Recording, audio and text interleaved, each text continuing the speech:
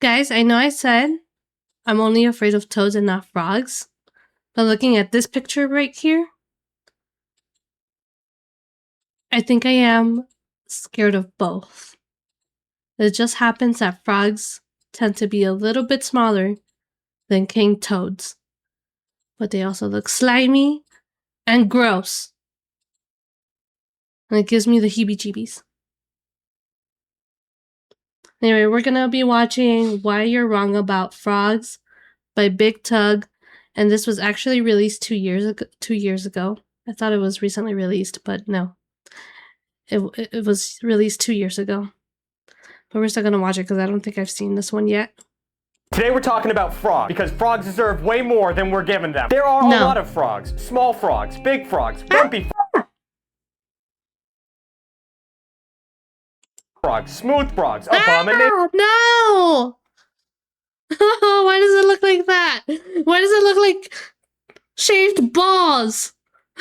Why? Why? Frogs. They thrive in extreme weather conditions. They have night vision. They can jump 20 times the length of their body. I don't even think the Terminator could do all that. 20 times? The size of their body is crazy.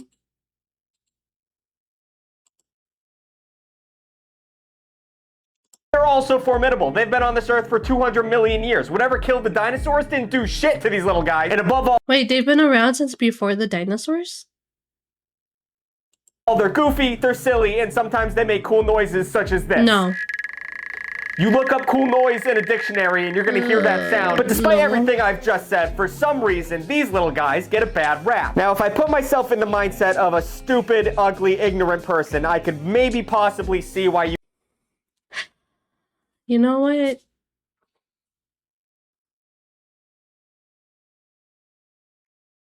I feel attacked by that statement. Would not inherently like these guys. They're warty, slimy, quick-moving lumps of gray and green that can be off-putting to the normies who don't know what's good for them. But today I'm here to defend these little blobs of... Okay, that one's kind of cute. That one might be okay. As long as it's like at least 2 miles away from me, I would be fine. Joy and greatness. Let me just explain in this video why frogs are actually really dope, and if you don't think it at the end of this video, then there's no consequences, but you'll be a stubborn asshole, and no one wants to be that. Buckle up, everybody. Y'all about to get green pilled. What? I know you hate it. I know you hate when I make videos. Is that cute kitty? So because people are shallow, I thought I would start the video explaining why frogs are actually very cute and not ugly, like some of you dummies might actually believe, because in reality, they're actually very cute, almost adorable. Okay. Here we go. Exposure therapy. So far, I've gotten this far on exposure therapy. I can see this, and my skin does not crawl. I am okay when I see a drawing of a frog. It is A-okay. Horrible, I would say, and that's not an opinion, that's a certified Tugg fact, which is worth more than a regular fact. Trust me, I'm Tugg. And yes, some frogs are cuter than others, but you know, even the ugly ones are cute in like a pug way. Like objectively, pugs are hideous creatures, but there's something about them being so pathetic and unhealthy makes you want to love them a little bit more. And I don't know why we don't extend the same olive branch to frogs. So that being said, I have compiled the cutest types of frogs into one condensed list, so I can hit you with a concentrated dose of frog love so that you can go on throughout your life actually loving frogs. Because if you don't love frogs right now, every moment of your life is wasted. You're wasting your life. First up, we have the African... He looks so grumpy. He looks so...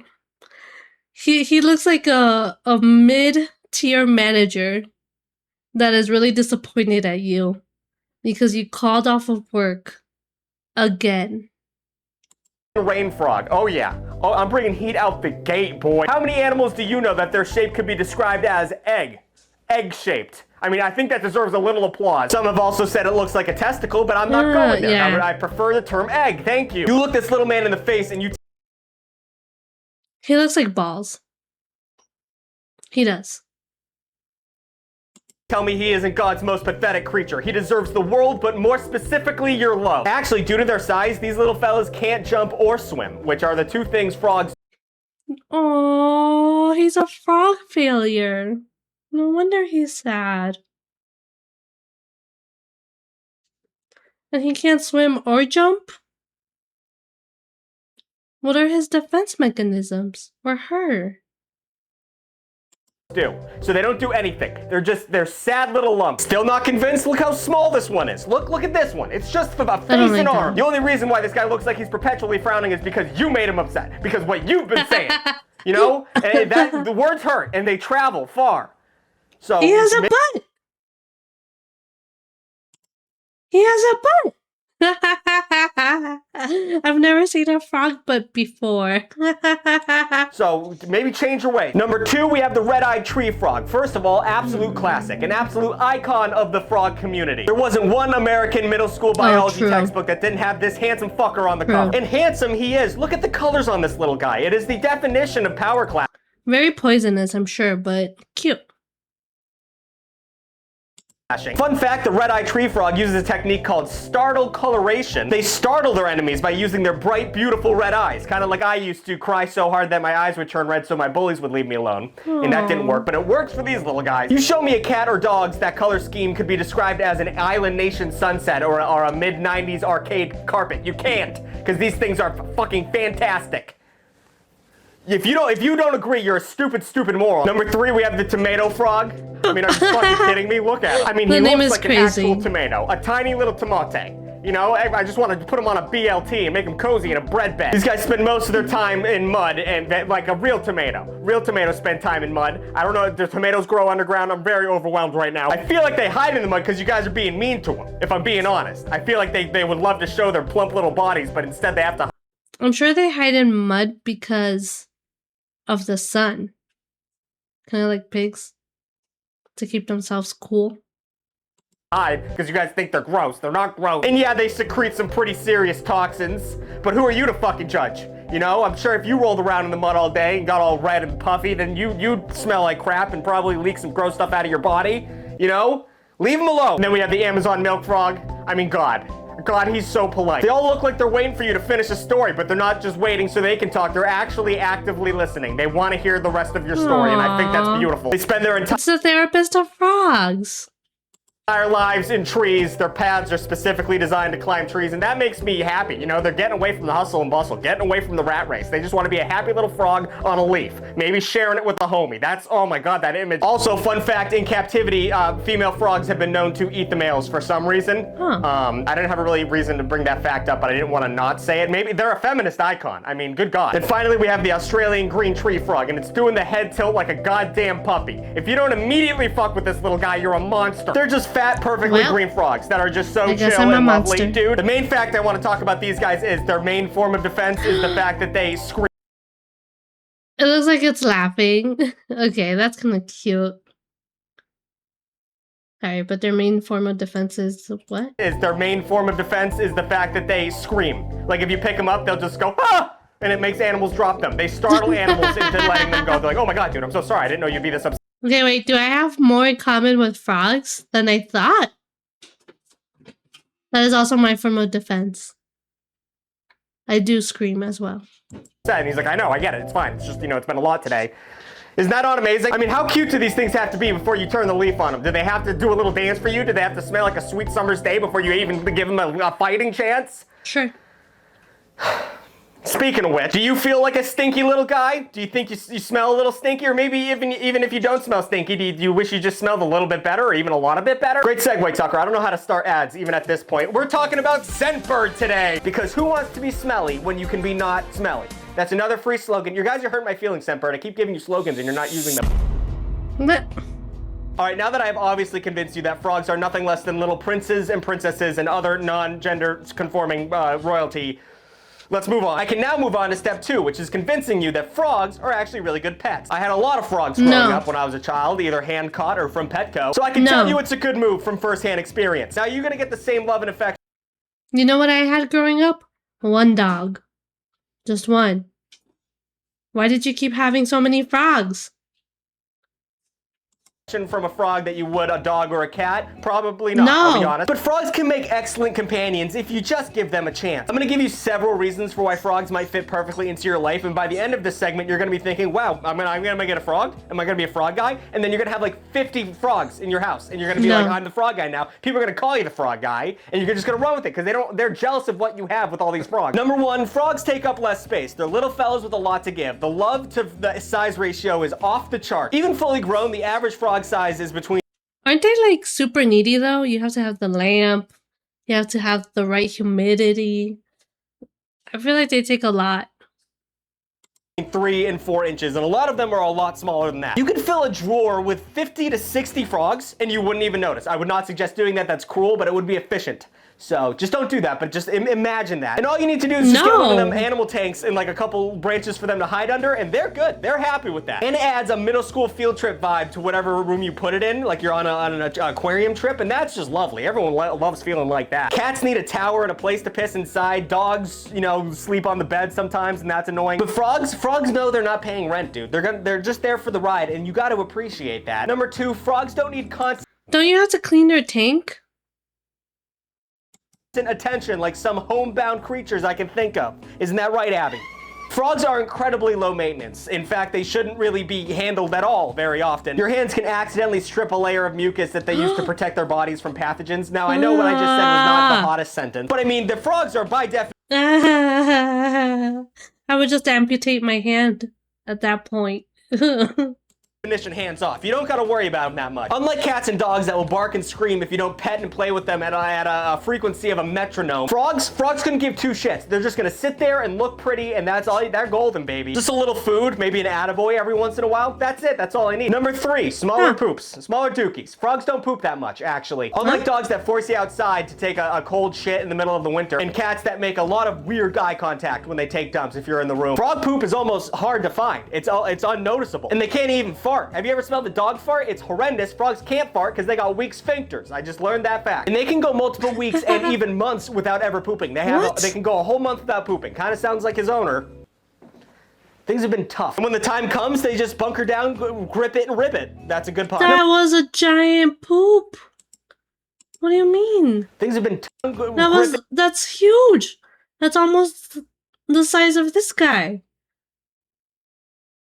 Ribbit. That's a good pun. Number 4, frogs are shockingly cheap compared to other pets. In comparison to like dogs and cats, it's night and day. The average cost of having a dog or a cat yearly is $2,000 minimum. I mean, for Christ's sake, my cat eats better than me, and I don't know why I let her do that. But frogs are independent, self-reliant little homies that say, hey man, I know the economy's a little whack right now. I'm just gonna sit back and chill. You work on those credit card payments right now. I know you're in the deep with those. $25 a month and you have fed and sheltered a frog adequately. Unless you have one of those rare frogs that needs a lot of shit, like it needs to bathe in the blood of bugs or something. Just avoid those until you're ready for that kind of commitment. And number 5, they stick around for a long time. Shocking amount of time. Unlike dogs and cats that show up and make you love them unconditionally and then they shit the bed between a decade and a half, frogs kind of stick around for a long time. A frog can live up to 20 years or more, and I had no idea they could go that long. A guy in Australia has a frog named Fred and it lived for 40 years. Now that might be a lie. I don't know Australian man or Fred, but lying about your frog's not going to get you any prizes, so I'm going to believe him. So let's go over the facts right now. You have a little buddy that lives forever, doesn't take up that much room, is cheap as shit, and is very cute, and all those things come together and you're still not convinced? You're still being an ignorant, dumb-looking, fucking ugly asshole? Yes. Yeah, that's what you are,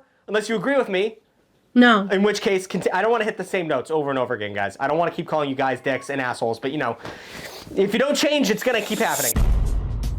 I guess you are what you eat. So now that we have seen the best types of frogs and the best reasons why you should have a frog, we should do our due diligence and to bring up the fact that some frogs will kill you. They will. I talked about some chill frogs, but that's what I'm saying. Just dead.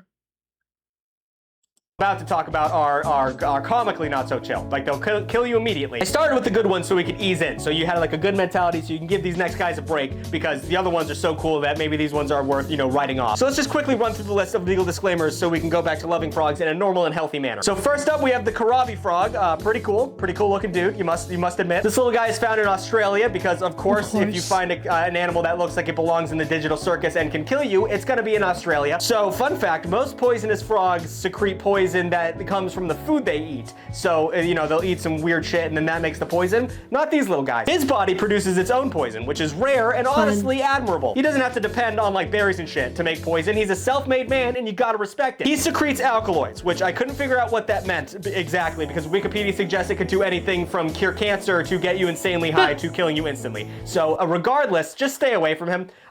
Two of those things seem cool, but the last one's a big deal. So we would just you know, play the game safe. Number 2, we have the golden poison dart frog. Look at this little guy. Do not touch him.